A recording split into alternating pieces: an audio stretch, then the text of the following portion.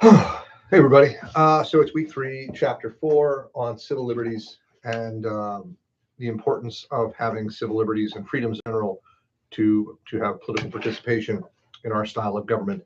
The book says democracy. Obviously, we're not really a democracy. We are a democratically flavored, constitutionally flavored republic. But for our purposes, democracy's fine. So civil liberties are different from civil rights. And I've thought about what's the easiest way to distinguish them outside of what the book says. Civil liberties are negative rights. They're government limitations on what they can do to you because you are born with rights, inalienable rights that attach to you because of your very existence. These rights predate the existence of any government. And so our government's only role is to ensure that your rights are not infringed upon.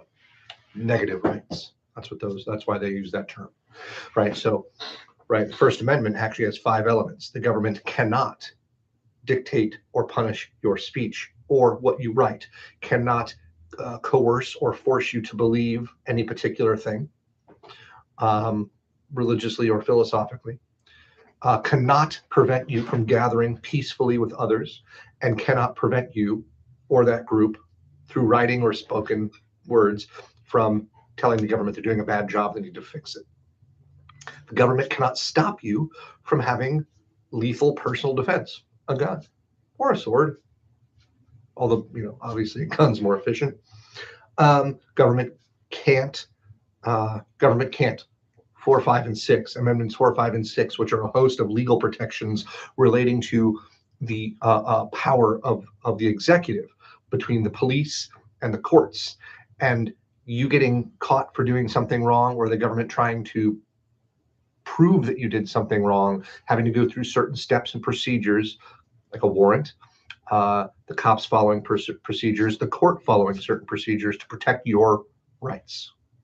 Right. So the civil liberties set up a scenario where we free individuals can engage in political discourse without fear of the coercive retribution of the government and the courts.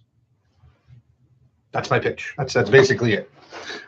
So they are ultimately necessary. You cannot have a free people have important, controversial disagreements without these protections. And you certainly can't have them when the goal is to push the government to do one thing or another. Those protections have to be in place for that to happen. We need to be able to speak freely without fear of violence against us, political violence, specifically from the government. I mean, based on my previous discussion about the implications of the assassination of Charlie Kirk, the government did not punish him for his speech. An individual punished him for his speech, and that was a gross violation of Mr. Kirk's civil liberties and individual rights and personal rights, because murder is illegal. In addition to negative rights, there's also a host of other rights called positive rights, and they come in a host of different forms. Civil rights canon is part of it, but there's also promises like Medicaid, Medicare, and Social Security. These are rights that you have, not rights because they're inherent to your existence. They're specifically rights agreed to through the governing process, right?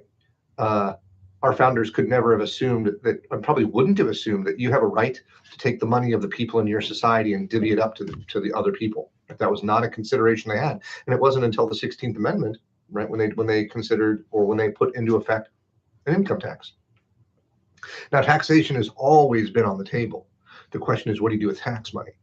Well, in more modern times, as societies get more complex, there is a greater desire to take some portion of the national wealth and distribute it to different groups for different purposes: education, healthcare, retirement, and all sorts of things. On top of those rights or agreements, there's protections for groups against other groups, or specific carve-outs for certain groups so that they get certain protections legally or otherwise, right? So there are a host of different identity groups in the United States that have special legal status and special legal protection. If you're Black, if you're a woman, if you're, I think, Native, there are a handful of them now, LGBT and beyond. So there are all these different legal protections for certain groups. What that means is, consider this. In the early mid 20th century, Jim Crow was alive, unfortunately, and well in the South, and was basically an apartheid state where Black Americans in the South had a different set of laws and a great number of restrictions on their freedoms to both participate politically, but also to just engage in social and economic life in the cities and beyond.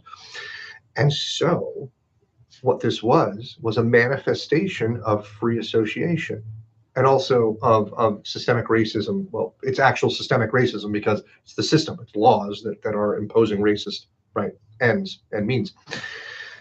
But it was freedom of association that was one of the things that had to be tackled, because if we have the freedom to associate, then we have the freedom to not associate or disassociate. And so I can say, well, there are certain people I don't want to work with, work for, or allow in my business. For example, like I don't allow Black people at a lunch counter. This was freedom of association. And so they came up with the legal rule that, well, you can't do that based on their identity or their affinity, their affiliation with a particular group of religious or ethnic or whatever. It was a limitation on free association. Now, am I saying we should go backwards and undo this? No, and I understand why it had to happen, because that couldn't exist. We couldn't allow that to continue. But I'll give you a more modern example.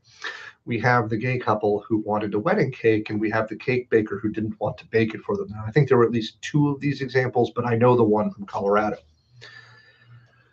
Cake baker has a constitutionally protected right under the First Amendment to freedom of religion and the freedom to practice that religion. And one of the practices of his religion is to not support gay marriage. The gay couple, on the other hand, has a federally recognized right to get married, and they are federally recognized as an identity group with certain protections, but they cannot be discriminated against for that identity. Both of these are instantiated in law, both these protections. And so when they said, please bake us a cake, and he said, I cannot, I will not. Well, we have a conflict of rights, which I just think is something that you ought to spend some time thinking about. Now, in the end, the Supreme Court ruled that you can't force someone to provide a service for you. And they did somewhat gymnastic consideration of the law because it was an artistic expression of baking a cake. But I would argue the case should be ruled that way no matter what. But the problem is you have 2 conflicting rights.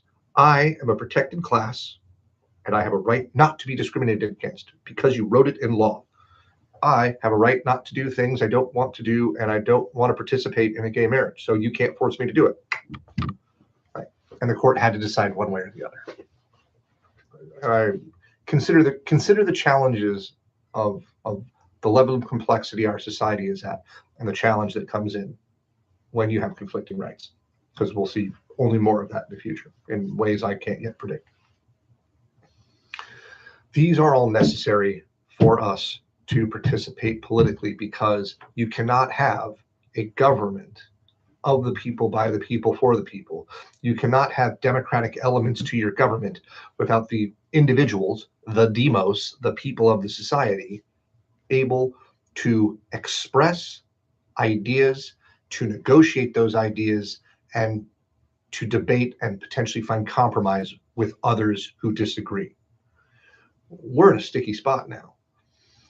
Consider this little soapbox. You have to forgive me. In the last several years, it was the far left who railed about hate speech and speech they didn't like, and speech that was offensive, and speech that hurt people's feelings, speech that denied people's identities and their lived experiences. Meh, meh, meh. I disagreed fundamentally with that perspective for one simple reason. How do you define hate? Hate to you is not the same as hate to me, or to them, or to them, or to them. And so if you can't define hate and have it be broadly agreed upon, then you can't have laws against hate speech. What happens when my political speech that is couched in just disagreement? You make this statement, I disagree with it, right?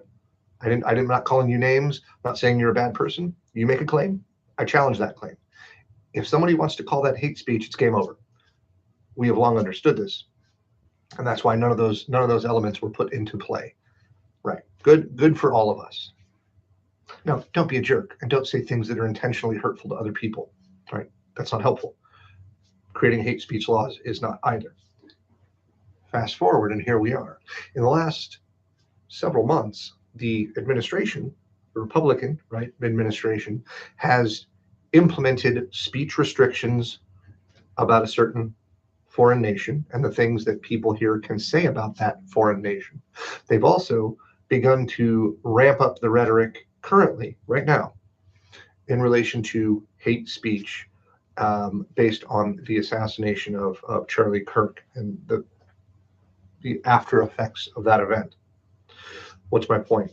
Just a little while ago, it was the far left, elements of the left, who were trying to restrict people's speech and political expression. And now it's the right. Careful. We need free speech. We need to say things that are disagreeable and sometimes even offensive, because sometimes there's no other way to say it, even if we try our best.